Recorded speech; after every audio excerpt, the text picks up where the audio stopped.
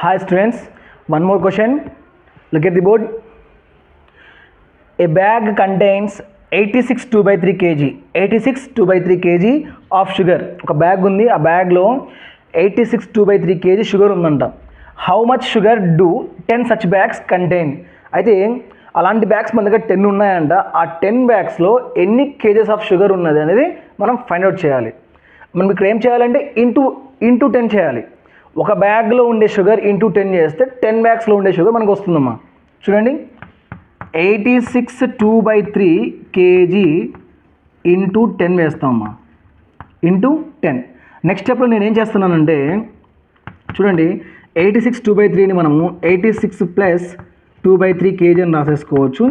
Into 10 అవుతుందమ్మా, into 10 అవుతుంది. Next distributive property ప్రకారం మనము ఈ 10ని ఫస్ట్ టర్మ్తో మల్టిప్లికేషన్ చేస్తాము, సెకండ్ టర్మ్తో కూడా మల్టిప్లికేషన్ చేస్తామమ్మా.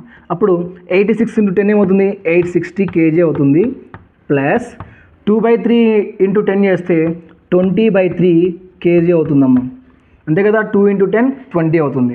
సో ఈ 20/3ని మనం డివిజన్ చేస్తే డివైజర్ ఇక్కడ 3 అవుతుంది, డివిడెండ్ 20 అవుతుంది.